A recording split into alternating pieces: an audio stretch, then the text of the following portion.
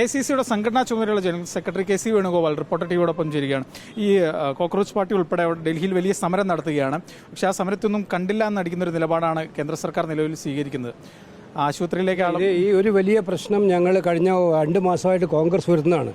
ഇപ്പോൾ കോട്ടയിലും ഡെറാഡൂണിലും രാഹുൽ ഗാന്ധി നടത്തിയിരിക്കുന്ന അതിഗംഭീരമായിട്ടുള്ള വിദ്യാർത്ഥി സമ്മേളനങ്ങളുണ്ടായിരുന്നു. പക്ഷേ ഇന്ത്യയിലെ വിദ്യാർത്ഥികളാകമാനം ആശങ്കയുടെ മുൾമുനയിലാണ്. പരീക്ഷകളെന്ന് പറയുന്നത് അതിൻ്റെ വിശ്വാസത്തെ മുഴുവൻ ഈ സർക്കാർ നശിപ്പിച്ചിരിക്കുകയാണ്.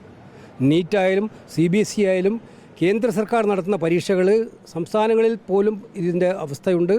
എല്ലാത്തിൻ്റെയും വിശ്വാസത പോയിരിക്കുകയാണ്. അപ്പോൾ കുട്ടികളും രക്ഷകർത്താക്കളും അങ്കലാപ്പിലാണ്. ഒരു കുട്ടിയുടെ ഭാവിയാണ് രക്ഷകർത്താവിൻ്റെ ഏറ്റവും വലിയ ലക്ഷ്യം.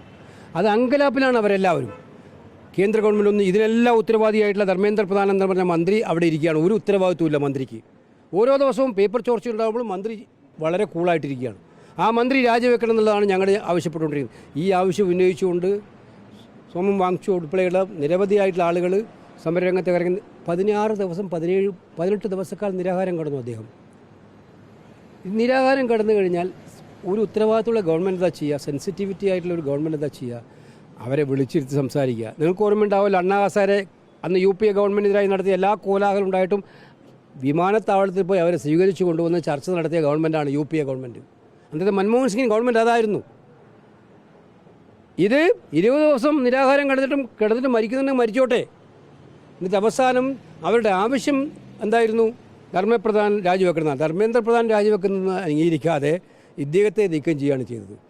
ഈ സർക്കാർ ജനാധിപത്യ വിരുദ്ധ സർക്കാരാണ്, വിദ്യാർത്ഥി തൊഴിലാളി വിരുദ്ധ സർക്കാരാണ്. അതിൻ്റെ ലക്ഷണമാണ് ഇവിടെ കാണുന്നത്. ശക്തമായിട്ട് ഇതിനെതിരായിട്ടുള്ള പോരാട്ടം ഞങ്ങൾ നടത്തും. ഇത് ഈ മോഡി ഗവൺമെൻറ്റിൻ്റെ ജനാധിപത്യ വിരുദ്ധ നടപടികളെ തുറന്ന് കാണിക്കുക തന്നെ ചെയ്യും. കോൺഗ്രസ് നേരിട്ട് വിദ്യാഭ്യാസ രംഗത്ത് അവരിപ്പോൾ നടത്തിക്കൊണ്ടിരിക്കുന്ന ഒരു ഉന്നത വിദ്യാഭ്യാസ ബില്ല് വരാൻ പോകണം. ആ ബില്ല് വന്നാൽ കേരള സർവകലാശാലയും കോഴിക്കോട് സർവകലാശാലയും കണ്ണൂർ സർവകലാശാലയും എല്ലാം അതിൻ്റെ എല്ലാം തീരുമാനം എടുക്കുന്നത് ഡൽഹിയിൽ നിന്നായിരിക്കും. സർവകലാശാലയുടെ സ്വയംഭരണവും ഇല്ലാതാവും, സ്റ്റേറ്റുകൾക്ക് പവറും ഉണ്ടാവില്ല. പിന്നെ അപ്പോൾ എല്ലാം എഡ്യൂക്കേഷൻ എന്ന് പറയുന്നത് കൺകറന്റ് ലിസ്റ്റാണ്. പാർലമെൻറ്റിൽ കൊണ്ടുവരാൻ പോവാണ് ആ ബില്ല്. അപ്പോൾ നിങ്ങൾ മനസ്സിലാക്കേണ്ടത് ഈ രാജ്യത്തെ തകർക്കാൻ ശ്രമിക്കുന്ന ഏറ്റവും ഏകാധിപത്യപരമായ ഒരു ഗവൺമെൻറ്റാണ് ഇപ്പോൾ രാജ്യം ഭരിക്കുന്നത്. അതാണ് ഈ നാട്ടിലെ ഏറ്റവും വലിയ വിഷയം. കോൺഗ്രസ് നേരിട്ട സമരത്തിന്, കോക്രോച്ച് പാർട്ടിയുടെ സമരത്തിന് പിന്തുണ നൽകുമോ? അല്ല, അങ്ങനെ അത്തരം ഞങ്ങളുടെ സമീപനം എന്ന് പറഞ്ഞാൽ ഞങ്ങളാണ് ഈ പ്രശ്നം ഉന്നയിച്ചിരിക്കുന്നത്. ഉന്നയിക്കുന്ന ഏത് ഭാഗത്തുനിന്ന് ആൾ ഉന്നയിച്ചാലും ആ ഉന്നയിക്കുന്നത് ഞങ്ങൾ ഉന്നയിച്ച കാര്യങ്ങൾ തന്നെയാണ് അവരുന്നയിക്കുന്നത്. അവർക്ക് ഉന്നയിക്കുക. ഞങ്ങൾ ആർക്കും എതിരായിട്ടൊന്നും പറയാൻ പോയിട്ടില്ല. ഈ പ്രശ്നം ഏറ്റവും കൂടുതൽ ഉന്നയിച്ച് ഞങ്ങളാണ്.